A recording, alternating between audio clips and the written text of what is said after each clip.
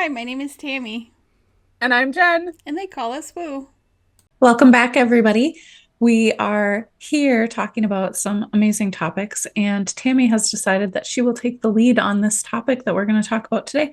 hmm We are going to talk about the inner child. We've brought it up in I think a couple of the other episodes, Yeah. and I think it's a really important topic for us to discuss, especially because a lot of people in the healing realms have been talking more about loving up on your inner child hmm and doing your inner child work. And most people are like, what in the actual F is that? So I think it's a really important topic for us to talk about hmm because it might come up in more episodes. So, Miss Tammy, would you tell us a little bit more about what you know about inner child, what it is, and then we'll get started. Yeah. So, I do think more people have been hearing about it. I don't know that everybody always gets a good idea of what it means. So, I'll explain what my understanding is and just clarify my disclaimers that I have not had any um, professional education in this as far as, being a therapist or anything like that. Mine is experiences through my family with traditional therapy, as well as my own experience with hypnosis and just the stuff that we've learned and read up on from that. So, maybe at some point we'll have a professional on here, but this is just a conversation about the things I understand about it. Tammy, we always have professionals on here, just not on this topic. We can't be professionals on everything, I suppose, even though we'd like to be. um, So, the first time I was introduced to this concept was probably quite a while ago, but when my husband and daughter started to go to therapy, initially we all went together. Both of them come from trauma backgrounds. Um, and there was just stuff that, we wanted to make sure. It kind of started out, we wanted to make sure our daughter was supported, to be able to process some of the stuff she's been through. And then also, as we kind of got into that, my husband started to get more involved too. The therapist was like, oh, so you have some things too. So basically, my role in the beginning of it, because sometimes people who really have had a lot of trauma tend to do things like dissociate and tend to have a lot of coping mechanisms that keep them from really being able to get to that root trauma to protect them.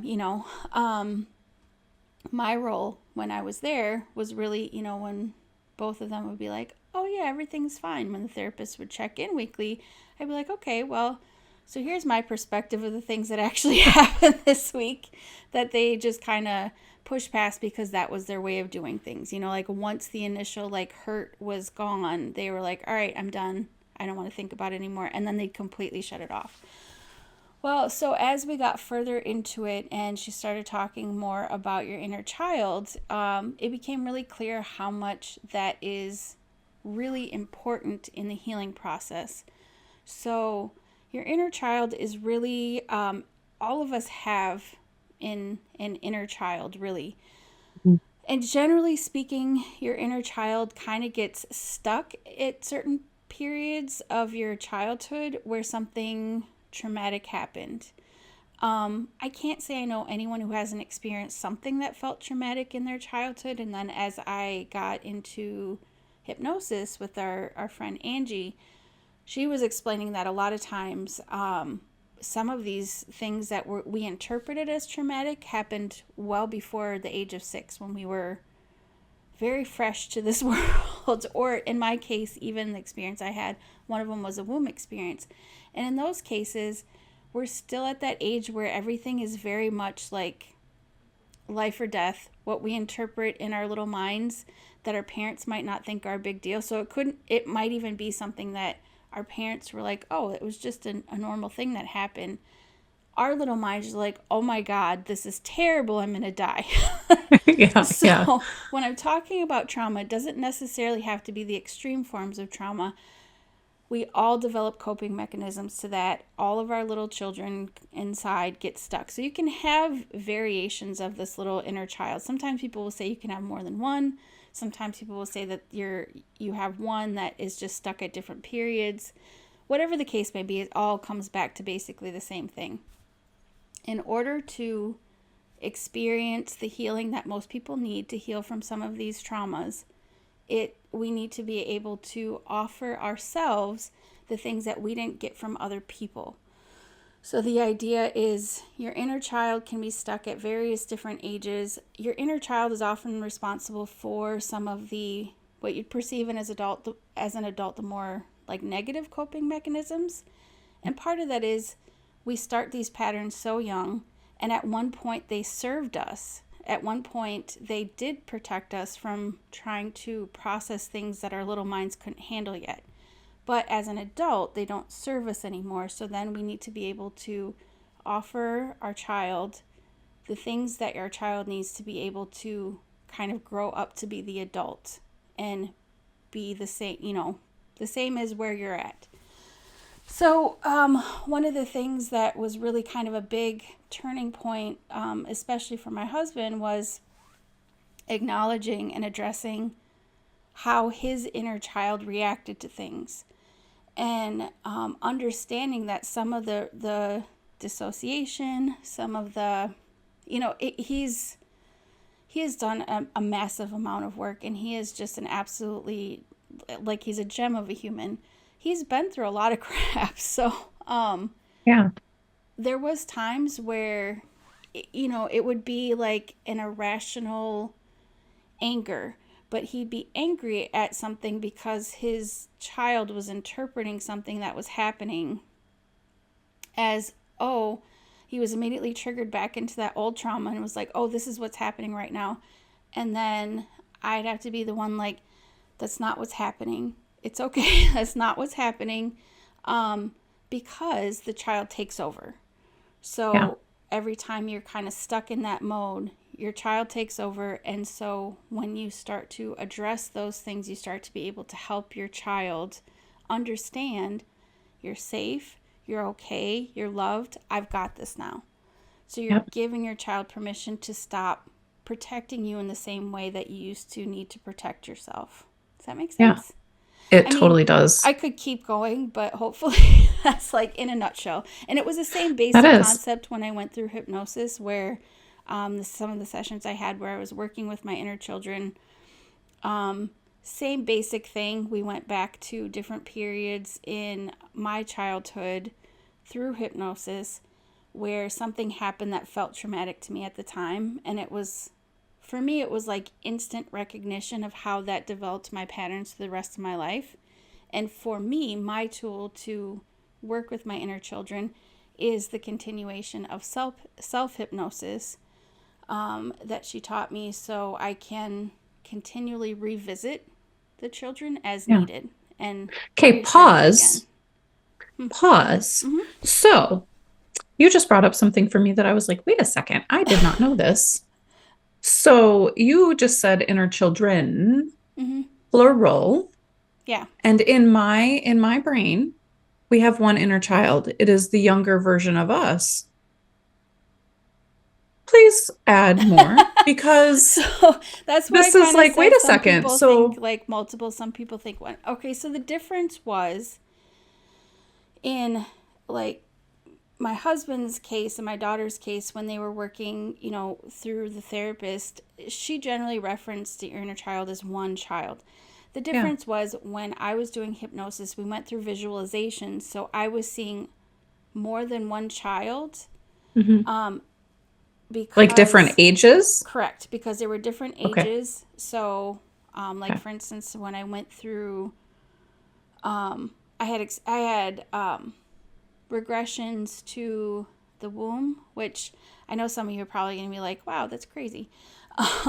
But a regression. We're awesome. In case you didn't listen to the last episode or I didn't talk about it when we were talking about hypnosis, regressions are just when you're doing kind of deep therapeutic hypnosis. It's your hypnotist has you connect with a feeling, generally an uncomfortable feeling. Let yourself sit with it, and then as you're in hypnosis, you try to connect that to the first time you've had that feeling. So you can have multiple different experiences. I had four. One was newborn, one was in the womb, which I know sounds crazy, but I was there. And it did feel crazy, but it happened. Where I was able to, in my subconscious mind that's holding on to all of that stuff, was able to, as my conscious person, observe and identify and experience some of those things that happened when I was a kid. So it was newborn, womb, two, no, one and two were the different ages. So when she was later having me kind of parent my inner child, we were referring to them as different children because we were trying to address each specific instance. Mhm. So whether or not you are visualizing them as multiple children, for me it was just children at different ages. Yeah. Does that make Okay. I'm sense? glad it's just ages. It's not multiple personalities of Tammy that are coming up in these different, like, no, I have I only to have a call this few. out and I have to call this out and recognize this because, as everybody will notice, I am in a different place again. As I've been traveling back and forth from the house that I just sold and where I live now, I am actually staying at my childhood home at my parents' house. And we are having this topic, this conversation about inner child and like traumas that happened in your childhood and all of those things. For anybody who read my book, anybody who knows me, they know that I had a lot of spiritual experiences in this house. And a lot of that was perceived as trauma for me. Mm-hmm. And when we were talking about this, I looked up the definition of inner child and I immediately started yawning, which is my response when energy starts moving. And I'm recognizing that I keep yawning while you're talking and I'm like, don't do it out Mm. loud. Don't do it out loud. Not out loud, but like so people can see. But I'm recognizing that this conversation alone is bringing up memories from my childhood, a lot of Mm. things that have happened, that because of those things, I'm at the point I'm at today. But there's still a lot of healing Mm-hmm. in my own inner child, inner children, um, that is probably going to come up while we're having this conversation. So this is really interesting topic for us to Mm-hmm. be having while I'm in this specific location and in this home, Yeah, because I this didn't even is think about where I that. grew up. Yeah. Yeah. So if y'all see me yawning, if you're all looking at the Or bare or shelves hear her, behind which I me, doubt you will. yeah, yeah, now you know, like there's some stuff shifting for me because it's bringing up like, oh, all of these things happened. Some of those things happened in this room. Some of those things happened in the room right across the hallway from me. Um, so so thank you, Tammy, for talking about this today and making me yawn. Yeah. Yeah. Well, I mean, you chose this too, but it is interesting how all Yeah. the things connect. Mm-hmm. I mean, Yeah. I'll say that the work that my husband has done, and again, my daughter. The interesting thing is when little ones, kind of the younger you are when you go into therapy or do any type of this healing work, the quicker it tends to work. You still have all of those like fresh neural pathways that haven't been heavily traveled for 50 years yet. So Yeah. you're able to you still have a lot of neuroplasticity, so your brain is still very moldable at that point, Yeah. so it's a lot easier to go through some of this work. That being said, that has been one of the more profound things for my daughter too, and the fact that she can even recognize at a young age when sometimes we'll have to bring it up, but even if we're like, hey, it feels like something's happening right now, she can actually sit and think about it and be like, yeah, I think, my inner child is angry and I think I'm at this Mm-hmm. stage now. And interestingly enough, I've been watching them go through this process. Your inner child can grow up. So Yep. as you get through one phase of your child, and your child can get past that piece of it and doesn't feel the need to protect you from it anymore, you can move on to kind of the next thing until your child gets to a point where it feels like your child is with you, kind of on the same level. Now, that being said, does it mean you're never going to have to revisit some of this? Well, no. I mean, that's kind of with anything. the idea of any form of therapy or healing work is not necessarily that you erase what's happened to you. It's that you learn how to move through it and find the gifts in it and be able to function with it, that you know Yeah. what you need to do if something comes up again. So, like for me with hypnosis, she had a couple different like self hypnosis things you can do, which I kind of use as a form of meditation. Mhm. So it's just a way that you can quickly access yourself. It's like a guided one that she kind of walks you through. You get an audio for it. Um, so it's just a really quick way to access your subconscious. And while you're there, you can do many different things. You can reinforce the things that you want out of your life and stuff like that. But also, if you recognize that you are still having some challenges with some of the things and patterns that you've had before, it might be time to revisit the kiddos and make sure that they're okay and make sure that you are supporting them and loving them. Because the whole idea is that, of course, we expect things from people in our lives, especially our parents. We don't always get those things. They're also humans. They also sometimes can really have their own struggles. Sometimes their struggles can be to the point where they are quite abusive.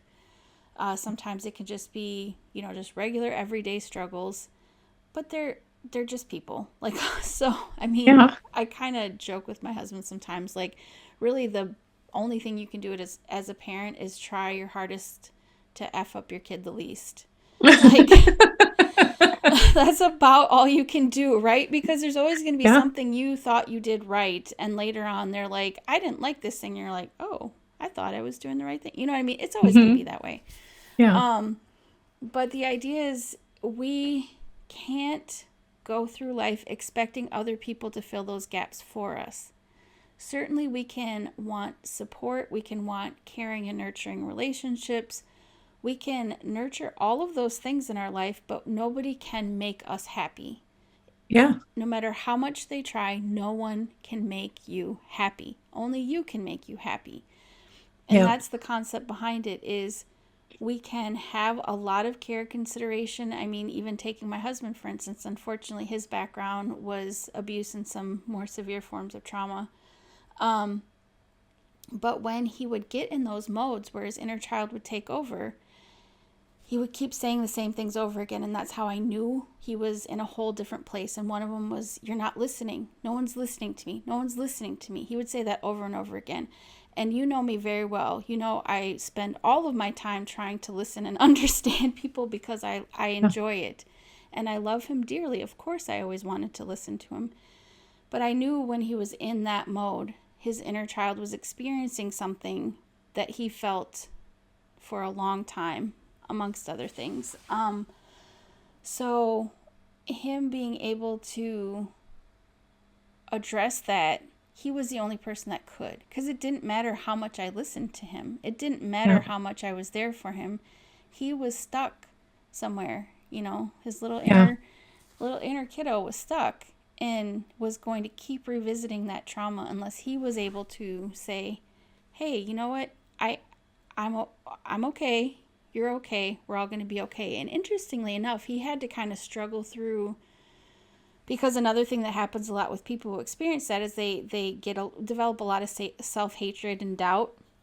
Hmm. So he not only had to acknowledge his inner child, but he had to get to the point where he wasn't angry at his inner child for taking over and Yep. understood, being angry at yourself, being angry at this little guy is just going to make everybody feel worse. I Yeah. know this is not, doesn't feel great to have to go through this, but your little guy needs love. Your little guy needs to know it's okay.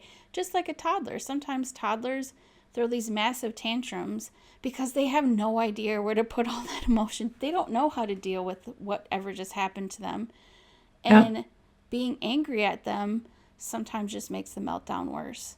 Where Yeah. being understanding with them, you can really diffuse a lot of it if you recognize that it's happening because this kiddo is just having some major feelings at the moment and just making them feel safe.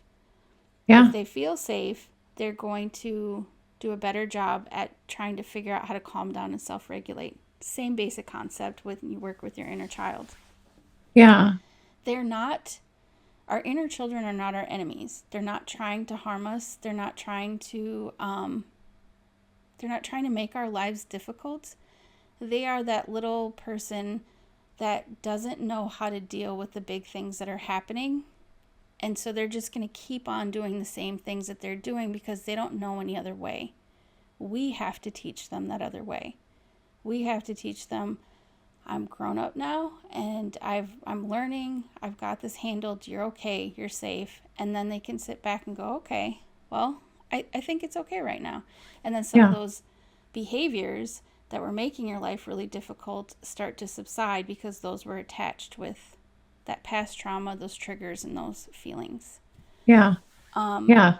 so I've Y'all, this is seen. like a therapy session for me, just so you know. Like, if you see me staring at Tammy, like, oh my gosh, and writing things down, it's because things are being triggered for me. Like, I'm just going to share like a quick story. Mhm. So, when I was probably 4 or 5 years old, my sister and I shared a bedroom just on the other side of the wall in front of me. And I took a nap in the middle of the day and I had this dream, a very, very vivid dream that I was laying in bed and I was eating popcorn in this like old school popcorn tub that with the red and white stripes, like from the circus. And I had this big giant bucket of popcorn and I was eating this popcorn in my bed. And my sister came into the room in my dream and took my popcorn and ate it all right in front Oh of me. no. And I woke up from this dream in the same bed, in the same clothes, without my popcorn. And I was adamant that my sister took my popcorn. And I called my parents into the room and I said, Jessi stole my popcorn. Jessi stole my popcorn. And my parents were very loving and kind about it. And they're like, you didn't have any popcorn. And they were like trying to tell me like poor, that I poor didn't little have Jen. popcorn. And they're like, Yeah. it's okay. You didn't have any. But I was like, she stole my popcorn. I know she did because it was so vivid. I could taste the popcorn. Now And you're making me want like, popcorn. oh, it was delicious. I can still taste this popcorn. You have no idea. So as you're talking about the inner child, I'm likening it to this dream where we have these memories come up and it's like a dream for us. We're reliving this dream and we know that this happened. And like, regardless of other people's experience, this is our truth. Like, Mm-hmm. this is what happened to us. And we're reliving it over and over and over again. Mm-hmm. Whenever I have somebody in front of me who doesn't believe something that I said, this dream comes back into my brain. I think Mm-hmm. about this popcorn dream. That was when I was like 4 or 5 years old. I still think about this popcorn dream because it was trauma for me Mm-hmm. that everybody else's truth was that I didn't have any popcorn, but I knew what I saw because my little brain was saying I was just eating this popcorn and my sister just came and stole all my popcorn. But it's a trauma pattern that comes up for me when I feel like somebody doesn't believe me. Mm-hmm. And like, this is our inner child work. And you said nobody can do the work for you. So with your husband, like, he had to go Mm-hmm. back and like soothe that child. Right. And I need to go back and give my freaking child the Mm-hmm. popcorn. Um, Mm-hmm. so it's just bringing up a lot of things for me where it's like a dream that you're reliving over and over and over again, Mm-hmm. and nobody else has that experience, and only you can go back into that dream state, into that state, and say, "Hey, we're going to do this differently. Right. Hey, I'm going to love on you. I'm going to give you everything that you need, and we're going to walk Exactly. forward."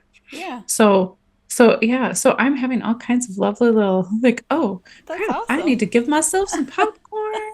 You should. And the visualizations are powerful. I mean, that was a similarity between the hypnosis that I did and the therapy that my family did, is all of it entailed visualizations. Like the therapist instructed both of them to do various things in order to actually be able to interact with the inner child. Yep. So it was like taking a moment to sit down.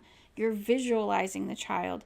You're asking the child, are you okay? What's going on? You're actually having this connection with this child, and then you are soothing the child, which could be visualization. It could be even like if you are into more the somatic and touch things, even giving yourself a hug. That was one of the big things that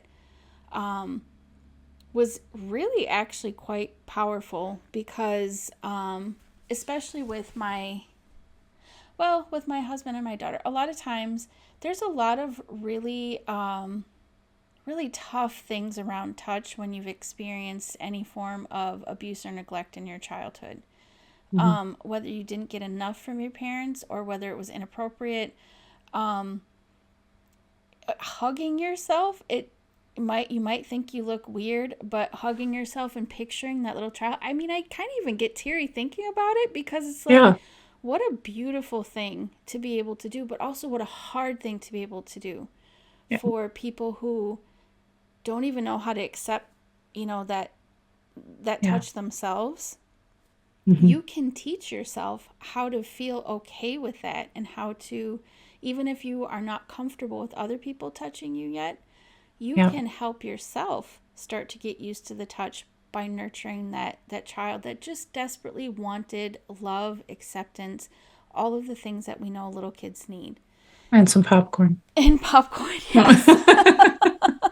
Nobody steal Jen's popcorn.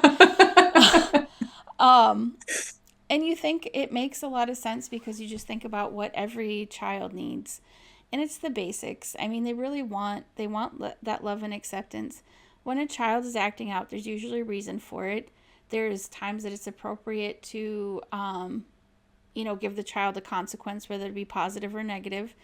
Um, there's times when you know that they just don't have the emotional capacity to deal with what's in front of them. And in those cases, being more mean to them, which we inadvertently do to ourselves all the time, because a lot of times when we're Yeah. doing these negative things, we go into shame spirals, right?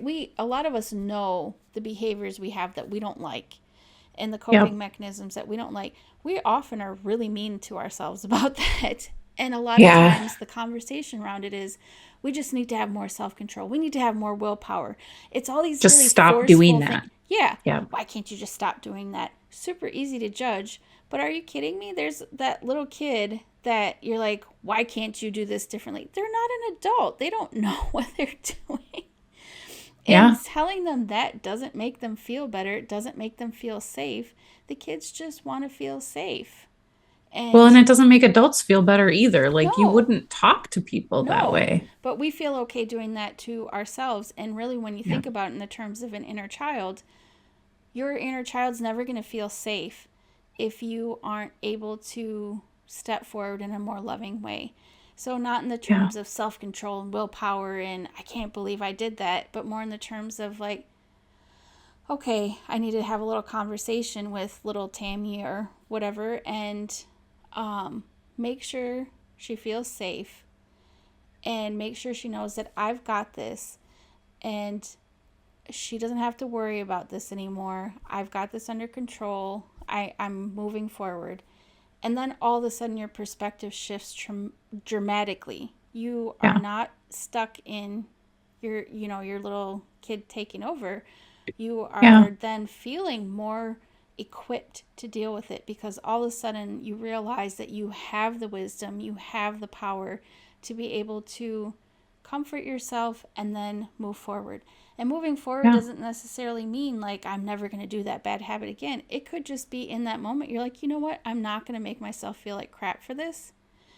A very smart person that I think I've mentioned this before has told me something that always resonated with me is oftentimes when you're stuck in those modes, it's like, oh, I'll start again tomorrow. And then tomorrow you do the same thing again. And then you're mad at yourself. You spend the rest of your day going downhill. And Hmm. then you're like, I'll finish this again tomorrow. And she said, we can reset every second of the day. So maybe Yeah. comfort to you means I'm not going to get mad at myself right now. It just is what it is. This just happened. A little Tammy Hmm. was having a problem. We're going to We're going to comfort little Tammy, and then we're just going to move on with something else that feels a little bit better. It doesn't Yeah. have to be this whole cycle. And also, if you do get in those modes, it doesn't have to be an anger thing. Um, just like most people, I think, who have a healthy perspective on parenting wouldn't feel like it was appropriate to continually get angry at a child who made an honest mistake Yeah. and continue to reprimand them when they honestly were trying their best, because that's what we have to understand is our inner children, they are trying their best, they're doing what they think is right. We Yeah. have to be able to tell them we're going to try a different way, it's okay, you Yeah. know. And that experience in watching both my husband and my daughter, I've seen them shift on how they deal with their inner children, but also I've seen their inner children start to grow up, which is really kind of amazing. Hmm. But interestingly enough, it does seem to be that it kind of coincides with real ages of children. You know, some of the earlier stages might have been a lot of fear, sadness, things Yeah. like that. Sometimes after you address some of those earlier things, sometimes your middle school aged inner child is angry and has a lot of attitude. Yeah. Yeah. And so you kind of watch the different phases as they go, and you're like, oh yeah, I mean, I'm growing up, but also now I need to address the feelings that I had at this point. Yeah. So it is fascinating to me. All of it's fascinating to me, and uh, it seems complicated, but I think it's a relatively simple concept when we don't overcomplicate it in our Yeah. heads. Yeah. Well, I think a lot of people don't take the time to look at those things, or they just don't recognize the Mm-hmm. things as children that could be perceived as trauma. And there's so many things, like seriously, my popcorn story, most people wouldn't think that that would be a traumatic thing. It was just a dream, it was whatever, but it has stuck with me. Yeah. And so obviously that is a trauma trigger for me, that as a child I thought that was super traumatic. Mm-hmm. And I think that there are more things from people's childhoods and even like their early teen years where they are looking at the things that are in front of them. They're like, oh, it was no big deal, but it was a big deal at the time. Mm-hmm. And as we get older, we look at those things and we're like, whatever, that happened. Just push it out of the way, just ignore it, just move on. And while sometimes we're not actively being mean about it and being like, oh, it didn't matter, blah, blah, like just sometimes setting those things aside and saying, oh, it wasn't that big of a deal, like, and just trying to move on from it. Sometimes we're invalidating our own inner child. We're Right. invalidating the feelings that we had as a kid, that we had this perceived big thing happen. And now our adult version of ourselves is like, oh, just move on, just Mm-hmm. move on. It's the simple little thing. And it is very, it's not a very nurturing, loving No. thing because we're invalidating our own feelings. Yeah. And it's And going to keep coming back. Just like if you yeah. don't address a problem of a child, Mhm. they're going to keep on doing the same thing. You have to teach them a different way. Yeah. You know, it's no different than our own inner children. You validate their experience, even if they're interpreting something that the rest of us is like, that silliness. You know, Yeah. still acknowledging that they had those feelings is going to go a long way to helping them understand, yes, those are big feelings, but how are other people seeing this? If you're just telling them it never happened, they're just going to be Mhm. confused, you Yeah. know? Which Well, yeah. this does actually remind me of one of the regressions I had. It was when I went back to 1 years old. And it was kind of interesting because it was, again, something kind of like what you were saying, where other people wouldn't have perceived this as traumatic. So some of the regressions I could identify with my adult conscious mind, I could identify like, oh, I think I know what this experience was based Yeah. on things that I've heard from my mom or, whatever else. Hmm. This one, I will never know what this was because my parents would never have considered it to be anything Yeah. traumatic. And it was simply me. I remember there was a bunch of adults around talking. We were outside. Um, and it was me trying to get people's attention. But then also feeling like I shouldn't do that. Like the adults were talking. I shouldn't be trying to get people's attention. That's rude. And that's not my place to do it. And the next piece I remember of it was going off to play by myself, but feeling really sad and really lonely. Now, will my parents ever know what that conversation was? Absolutely not. We hung out with people all the time. They weren't trying to do anything, they were just having conversations with their friends. They had no idea I felt that way. I Yeah. didn't know I felt that way as an adult until I did that. Yeah. But my little mind interpreted it a lot differently because Yeah. I was little. I didn't have all the information. I didn't understand, um, all the different options that were out there for me. You only know the few things in life at that point. Yeah. So, like you said, it's just even acknowledging that your inner child might have a trauma that you wouldn't think was a big deal, but maybe it was to the child. Yeah. And addressing it is going to be the only way that you can try to help them move through it rather than pretending it never happened. Yeah. Yeah. I would like for our listeners to comment about the, I'm going to say the things that we now look at and we think are silly that keep popping up that are traumatic. Like I will keep talking about the popcorn thing because to me now I'm like, oh my gosh, that was so silly. Like it was a dream. I'm aware it was a dream. But like I want to hear other people's things that Yeah. they know are probably one of those trauma points that they Right. never would have recognized had they not taken the time to sit down and Yes. actually look at it. Like what So, pops back up in your head that, you might think is yeah.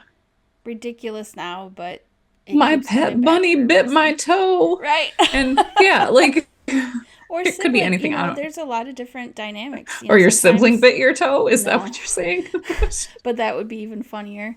Um, no, but even like siblings, there's a lot of people who have things that happen with their siblings who are also children, who also didn't really know what they were doing, that they might have Yeah. considered traumatic too.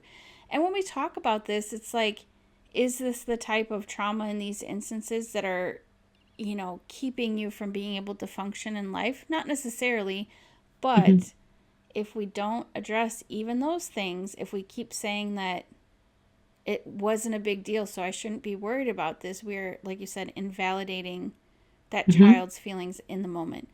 And possibly compounding on other Correct. things Yeah. because when you hear that so many times, oh, it's not a big deal, it's not a big deal, oh, it's not a big deal, and there's six or seven different things that were no big deal, Right. it's Well, like, oh, and when I looked at so my nothing's a big regression, deal. right, exactly. Yeah. When I looked at my regression, and Angie did say this too, she said oftentimes people are really surprised by where they go back to when they do these regressions because it's often not the big things that we actually remember. Usually it Mhm. is things like this that our parents, whoever was involved in that, nobody was trying to hurt anybody, but we just interpreted things a specific way. Well, that specific thing for me immediately opened up the connection to the pattern that I had throughout life that I have been working through, of this idea of not being able to call attention on yourself, making Mhm. yourself small, making yourself, as palatable for other people as possible instead of feeling okay with calling attention on yourself. With Yeah. And it's funny because anyone who's actually like watched the videos or whatever probably be like, okay, you're a person who like wears colorful things and has blue hair. What do you mean you don't like attention? You Honestly, for me, I just like the way this looks. I forget all the time that I look like this, and so sometimes my brain interprets things when people are like, oh, hey, look at that, I like that, or if they interpret me to be someone who wants a lot of attention. I don't always understand why they feel that way, because Hmm. I don't think I forget that I look like this. I just like this. But that being said, there's probably a piece of this that's also connected to the healing that came from this many years of working through this too. To be Yeah. comfortable putting yourself out there completely as you are is very freeing. And it's Yeah. not something that necessarily comes easily for everybody. And I'm not Yeah. talking about people who are loud just to be loud. That's not necessarily always a real thing either. I'm talking about people who are real. You know what I mean? Well, you think about it, and it's like, think about Yeah. all the people you've met that are just really brash and kind of grating. And you think about like bullies and stuff like that.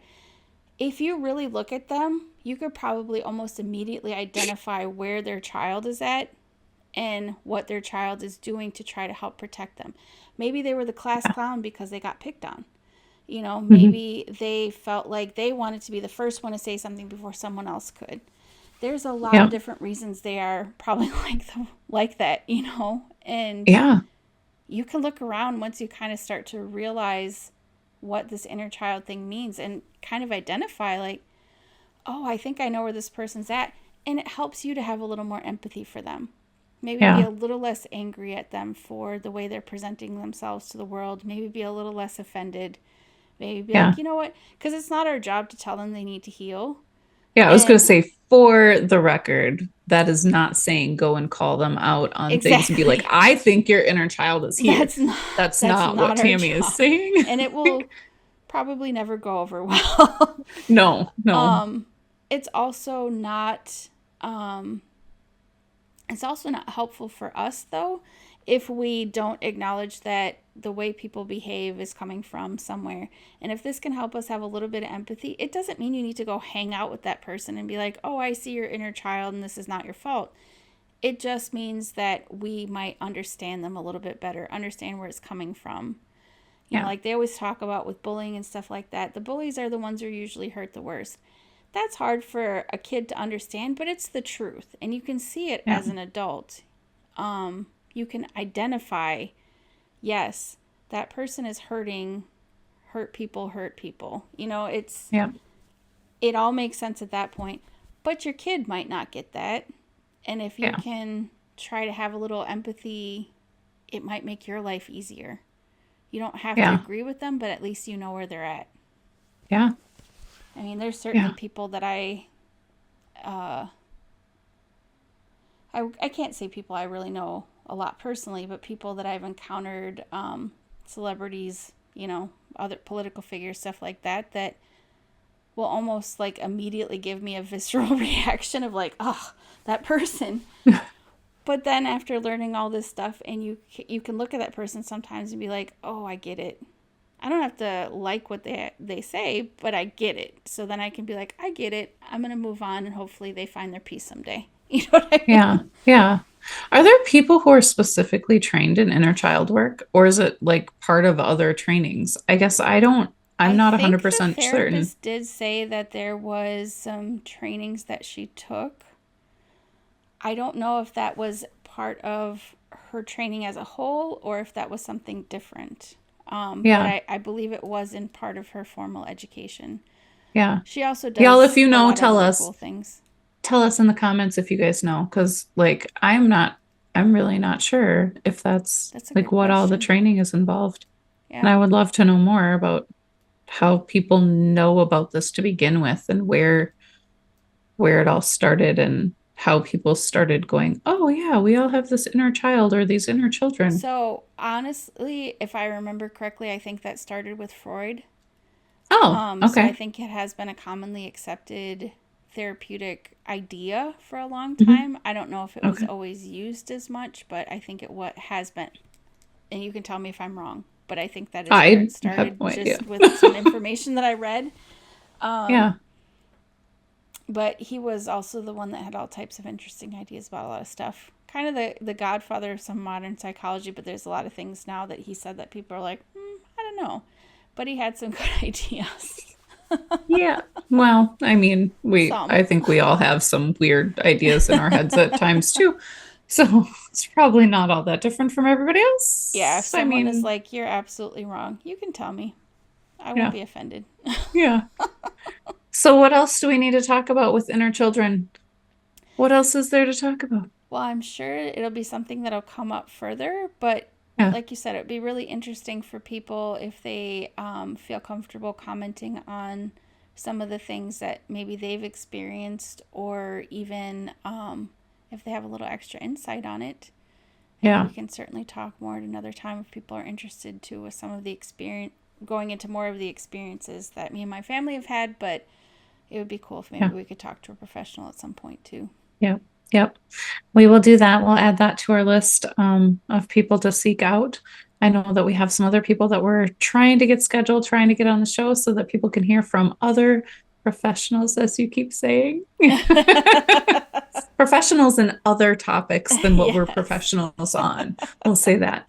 But I'm grateful that you talked about this today because Yeah.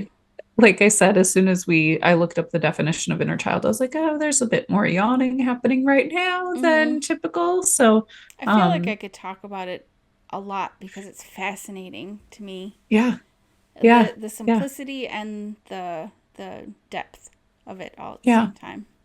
But Yeah, well, I think we'll definitely have to explore that more in future episodes mm-hmm. and bring on some other people to maybe have a panel, Oh, an that would be inner fun. child panel.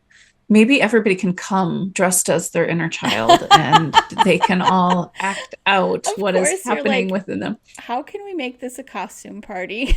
Yes, I want it to be a little bit more theatrical. For Come anyone who on. doesn't know Jen personally, she loves herself a good costume and she will go all Yes. out. So Yes, maybe maybe I'll post some pictures of costumes from the past. nothing wrong with Maybe. that. No, yeah.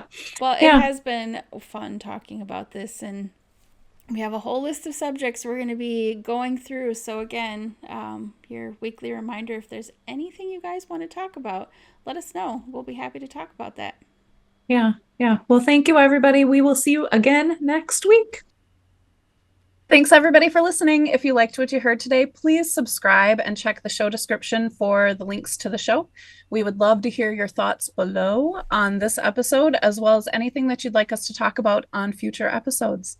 Remember, everybody, you are unique just the way you are, and that is why they call us Woo. Mm-hmm.